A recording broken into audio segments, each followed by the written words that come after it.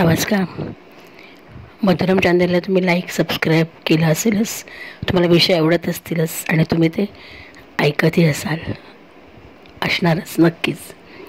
आज एक वेगळा विषय. आता त्याचं नाव काय असेल हे आपण नंतर ठरवूया. तर बोलता बोलता अनेक संदर्भ तुमच्या डोकावून जातीलच.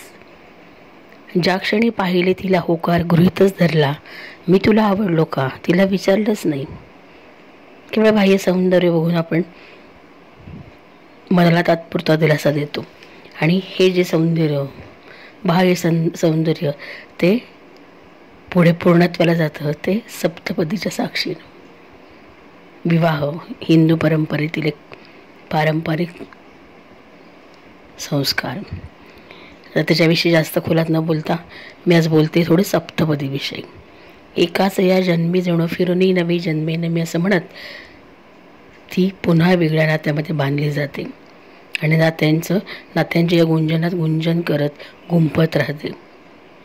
कोण? तर ती म्हणजे स्त्री. स्त्रीला पद्य आणि तिला साथ देणारा पुरुष. जर गद्य आपण म्हणलं तर या गद्य पद्यांच्या संग्रहाचं नाव म्हणजेच जीवन, जे फुलतं या सप्तपदीच्या साक्षीनं. या जीवनाच्या प्रवासाची सुरुवात म्हणजेच लग्न.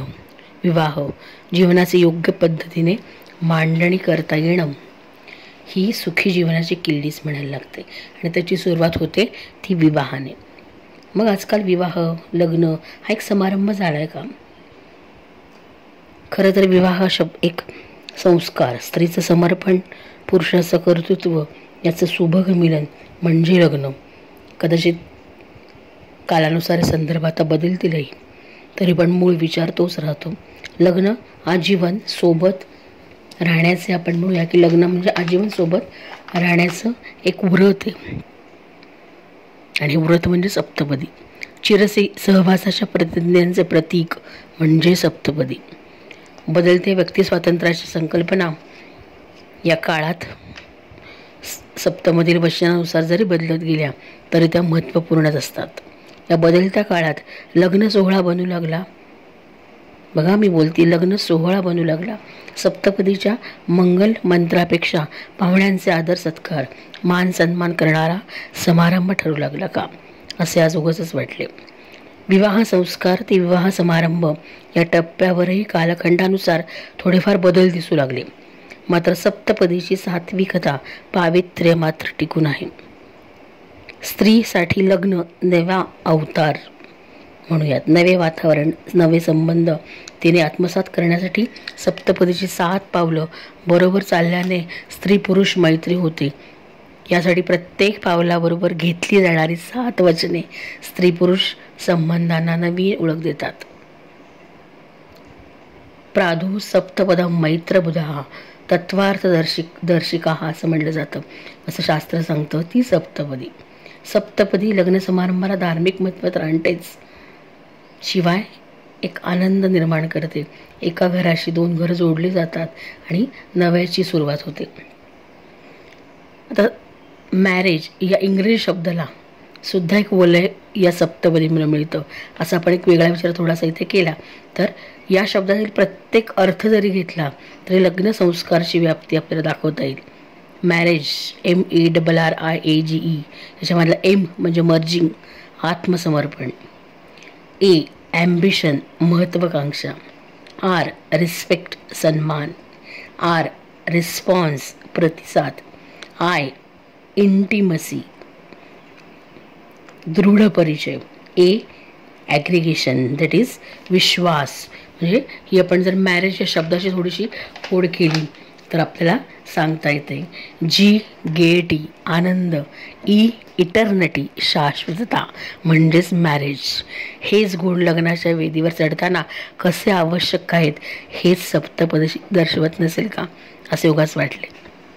सप्तपदीच्या 7 पावलाने प्रथम पावलात तिचा पतीसोबतचा भाव दिसतो. दुसऱ्या पावलात ती त्याच्या कुटुंबाचे पालन करण्याचे वचन देते. पतीचे तेज टिकवण्यासाठी तिला अरुंधतीचा तारा दाखवण्याचा एक विधी केला जातो, अशी आख्यायिका सांगते.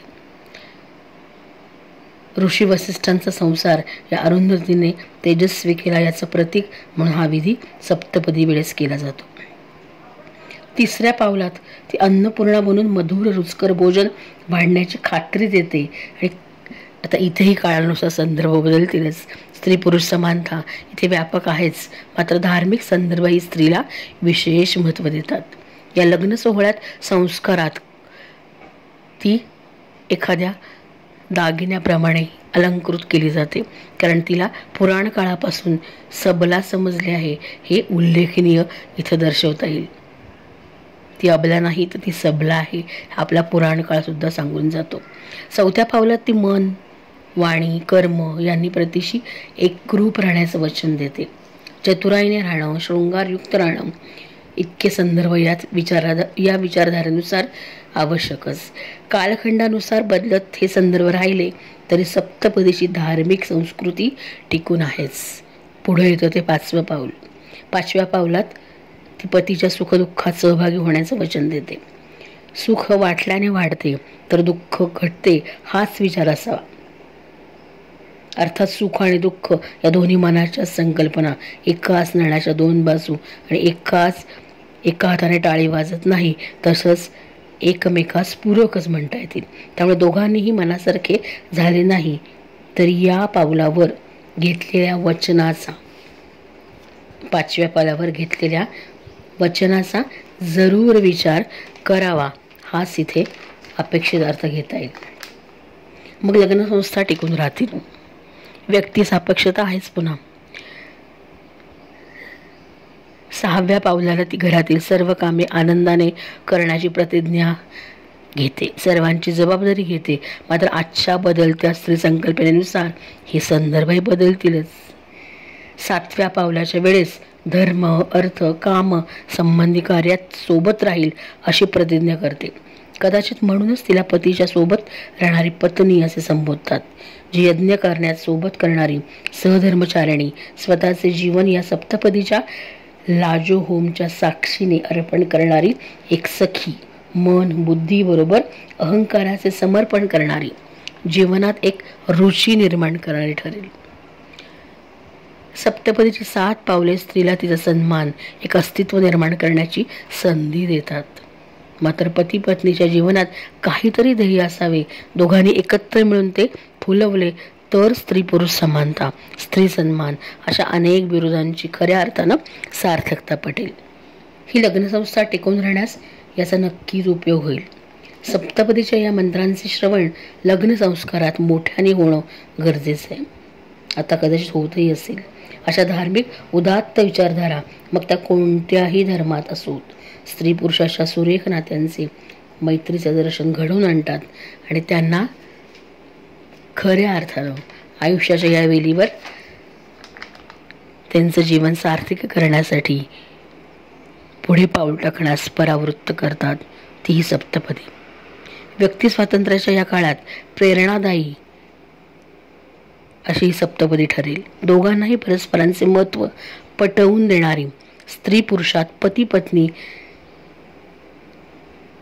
बघा मी शब्द वापरते, स्त्री पुरुषात पती पत्नी करणारी, एका वेगळ्या नात्यात स्त्री पुरुषाला पती पत्नी करणारी, एका वेगळ्या नात्यात गुंफणारी ही सप्तपदी स्त्रीला एक वेगळा सन्मान देणारी, जीवनात संगीत निर्माण करणारी एक सुरेल स्वरावली म्हणजे सप्तपदी.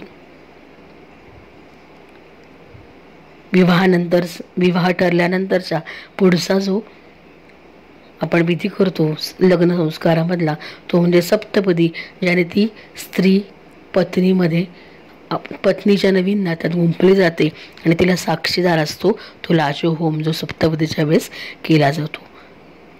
म्हणजे एकाच जन्मी जणू फिरूनी नवी जन्मे नमी असं म्हणत लहानपणीची लाडोकली सोनुकली ती एका नवीन नात्यात बांधली जाते आणि त्याचा साक्षीदार असतो हा लाजो म्हणी सप्तपदी. म्हणजे सप्तपदी ही सुद्धा स्त्रीच्या जीवनामध्ये बदल घडवून आणणारी एक स्त्रीच आपण म्हणूयात. स्त्रीनं स्त्रीचा सन्मान करणं हेच त्यातून घेण्याचं महत्त्वाचं फलित म्हणता येईल. धन्यवाद.